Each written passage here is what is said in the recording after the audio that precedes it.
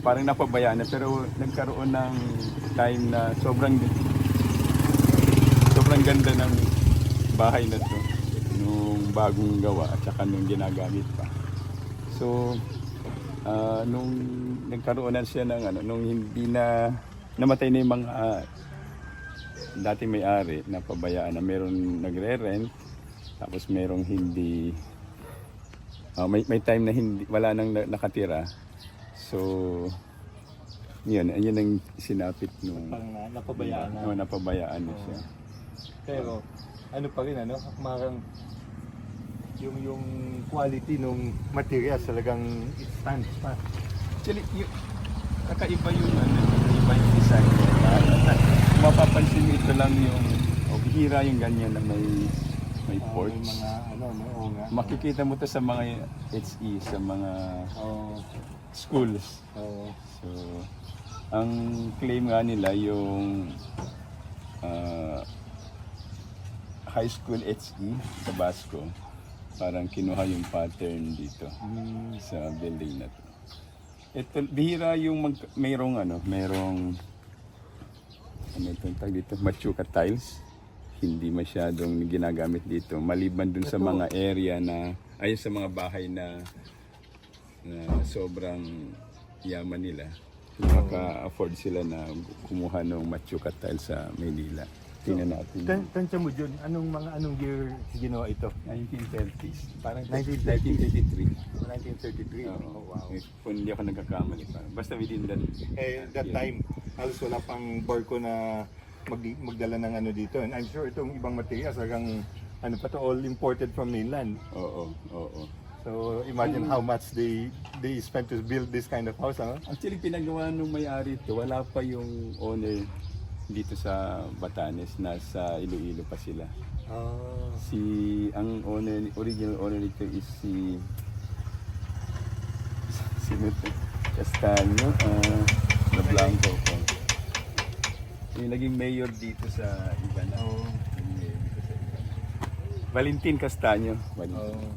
Ito yung sabi ko na ito tayo. Bihira mo ganito dito sa Ibanao. Unless yung mga, nakikita ko lang ito sa mga simbahan. Yes, oo. Pero bago na yung mga nakikita sa simbahan. Oo. Tapos ito granitic tile, finish. Ganun din.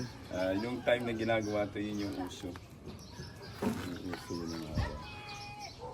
So, kung mapansin mo yung mga details, napaka-intricate. Although intricate na ito nung araw sa atin. Mga columns, classical columns. At saka yung pagkurba ng yung mga itong staircase. Naging malambot yung dating ng main entrance. Ang kwento nung apo, nung ginawa daw ito, nakalimutan yung kitchen. Kaya kung mapansin yung kitchen doon, meron siyang full joint. Hiwalay. Kasi typical house ng Hiwalay. Hibatan. Siguro in-expect nung builder. Ibubukod nila yung kitchen. Parang may dirty kitchen na nakahiwalay. Oo. So, yun. Pero itong niya, pansin ko itong niya, limestone pa din. It's a combination. Yung iba, yung main house, siya, limestone. Pero yung porch, concrete na siya. Pero sabay ginawa yan. Itong porch at saka yung sabay ginawa. Tsaka ang nito, ang bintana nito, French design, yung mayroong kudra-kudrado na maliliit. Tapos hindi naka-piece yung glass na. Yung glass na yung niya. Pansin ko yung dyan, kung saan nakapatong yung assume yun yung yung flooring niya. Yung mga bato Yun yung pinaka-corbel nila. From there, nagkaroon ng wooden structure dun. Tapos dun pinakapatong yung floor joist na nagdadala ng sahig.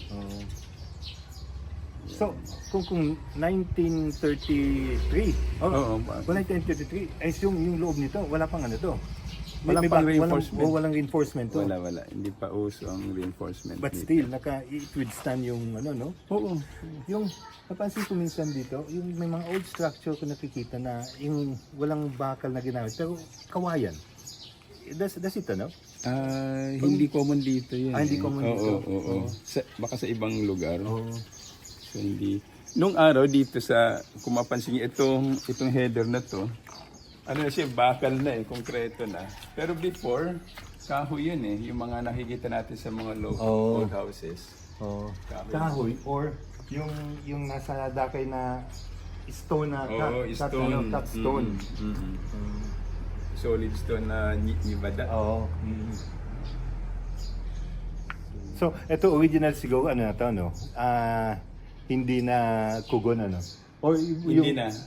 From the start, ano na siya, yero na siya. Yero na siya. So modern Isa type ito sa of mga ano na. unang gumamit ng yero na as the practically halos pare-parehas ang ano ng Batanes Okay. Yung mayroong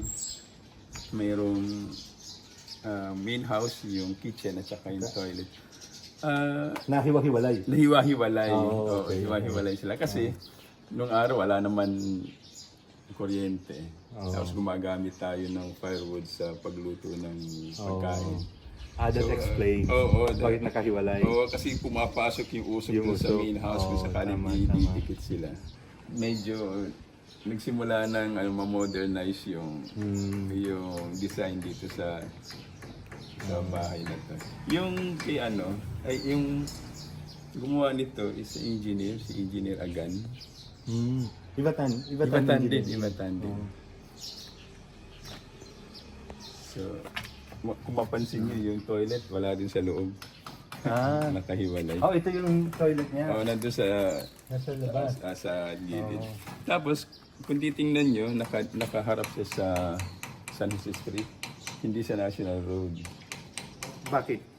Kasi nung araw, itong San Jose, ito yung main road natin sa Ivana. Ito. Oo.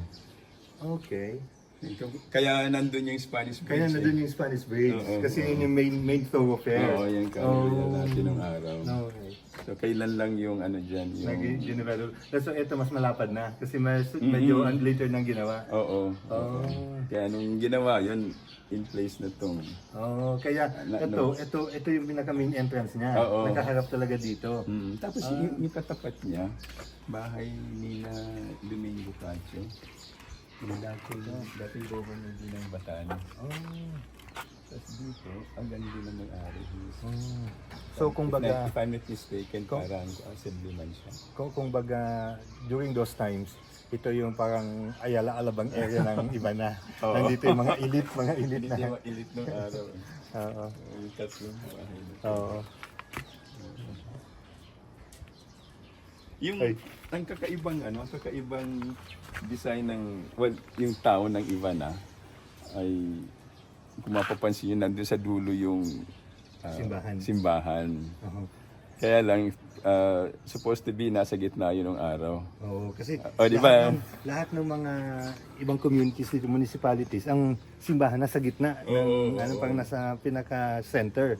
Oo nga, bakit nasa dulo ang Kasi dati nakagitna yun. Kasi yung mga taga-Sabtang nung araw, di ba, dinala sila rito ng mga pare.